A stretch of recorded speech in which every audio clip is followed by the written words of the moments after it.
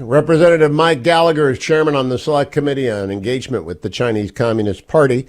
He has been out in California and joins me this morning. Good morning, Chairman. I'm a little bit worried about your Bucks. They're brawlers. They're brass-knuckled fighters. It seems like they've lost the thread and they're not very optimistic. You're really just stretching here, Hugh, okay? The lack of Packers material has you stretching, sir. I'm not going to talk about the Bucks. I'm just talking about you love the Bucks. What's wrong with them? Why do they have this acrimony on the bench? Why are they at each other's throats? It's not a championship kind of team. It looked like the House Republicans in the speaker fight. We like our players to have a little bit of an edge, okay? We want them to be tough. We want them to be ready. A little healthy competition is what it's all about, Hugh.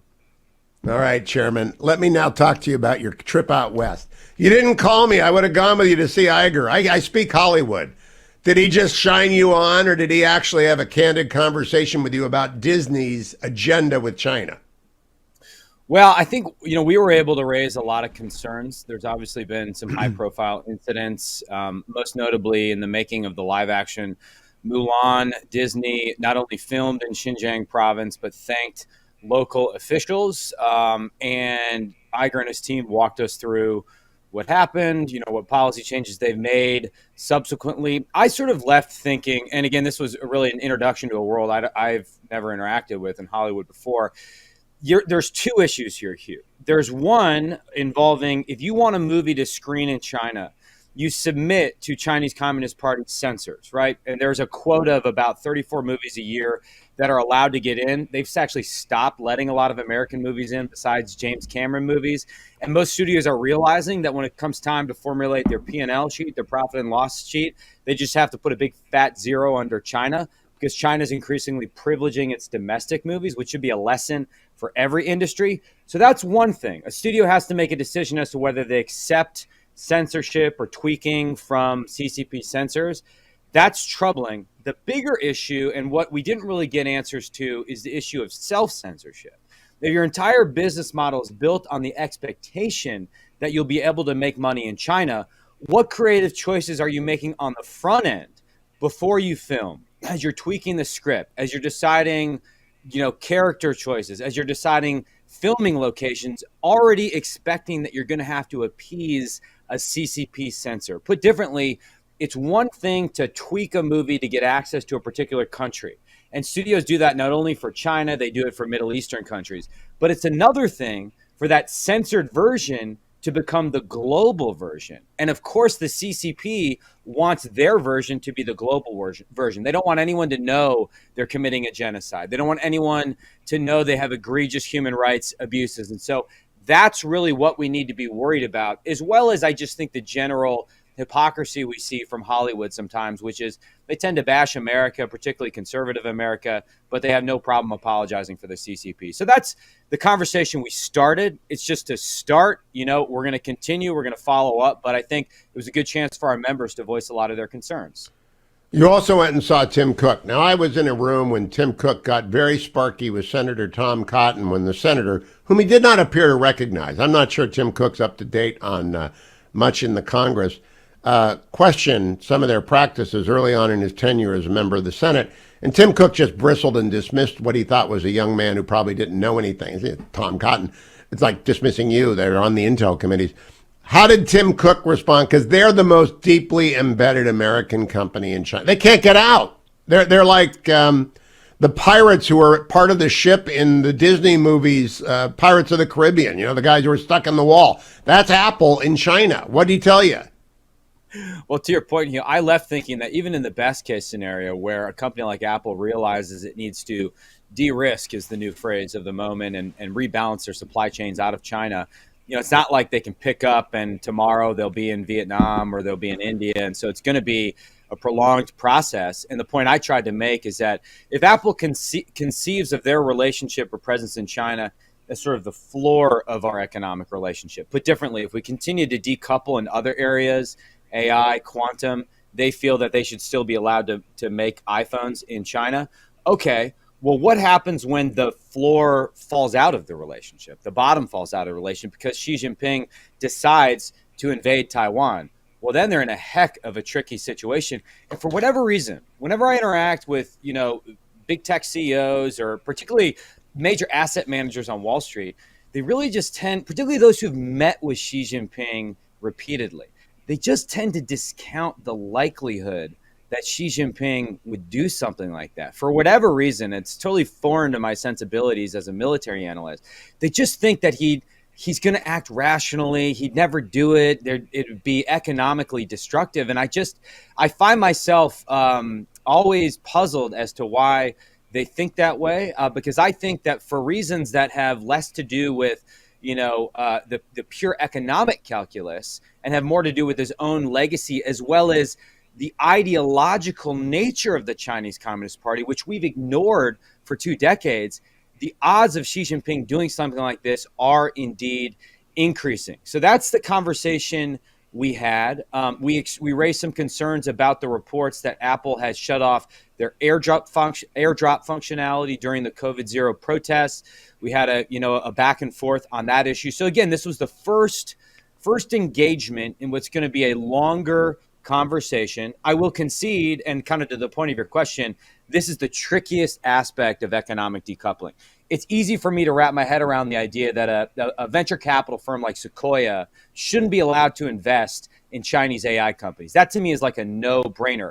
It's harder to say for companies that have a massive presence in China that they've built up over 2 decades, okay, because of a variety of reasons, but for your own financial interest long-term, you need to start rebalancing your supply chain, and what are the right mix of carrots and sticks to make that happen before it's too late. That's what we're grappling with on the committee. Chairman, I've got a piece and edit at the Post in which I make the argument, look, we are in 1938 or 1939. We're in 1914 for the first 6 months of the year. No one believed it was going to happen. We're in 1979 or 80, but prior to the Soviet invasion of Afghanistan.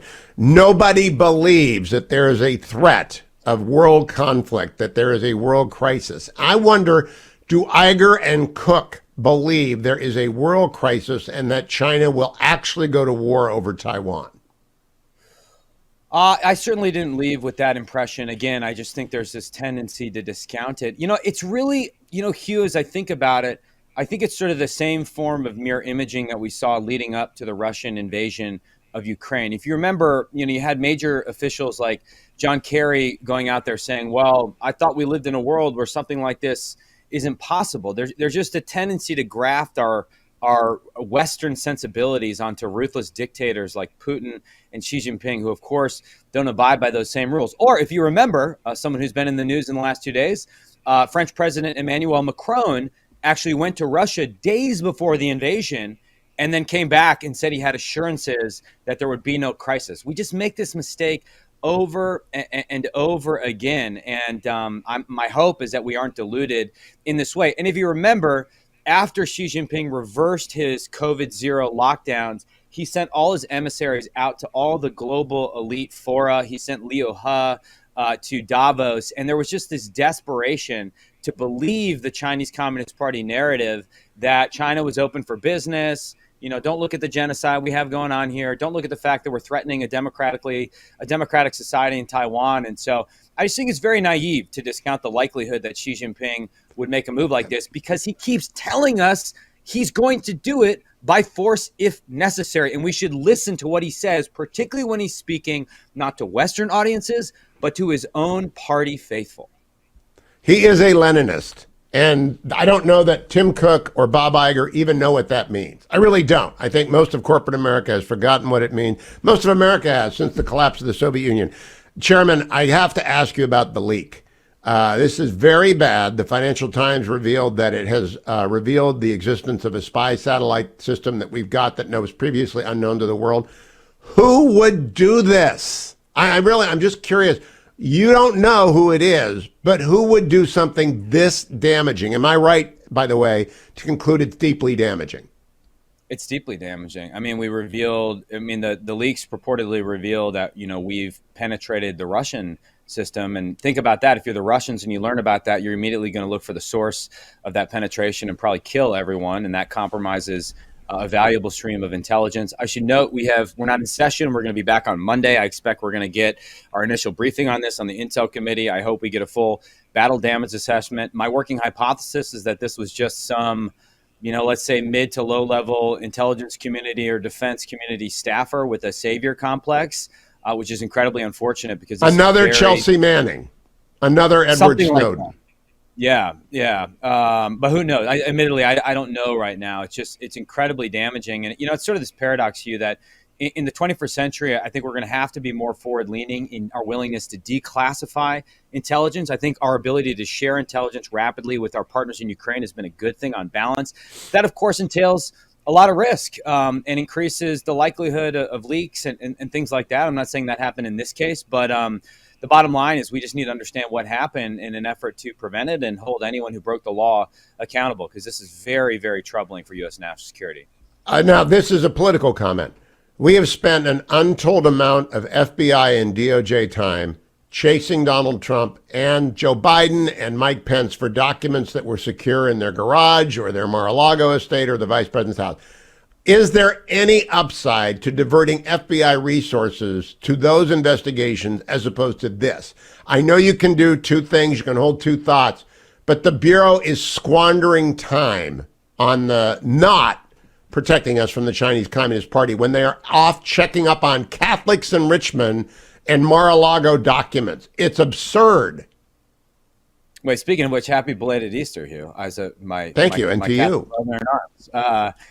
Obviously, I mean, even at first glance, without having seen what was in Joe Biden's garage, it just seems that this is an order of magnitude more troubling. So as a simple matter of prioritization, the Bureau, DOJ should be focused on this. I mean, these documents appearing on 4chan and all these online fora, I mean, they're photographs of actual hard copy documents that are creased. So someone obviously took it from a briefing binder that the SecDef got or the CIA director got and just uploaded it online via photo. This is incredibly troubling. So this should go to the top of the priority list for sure. And we on the Intelligence Committee have significant questions, and thus far we've got no answers.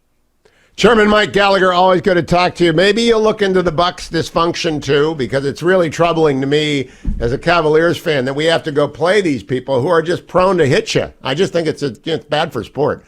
Chairman Mike Gallagher, follow him on Twitter at Rep Gallagher. I'll be right back, America. Thank you.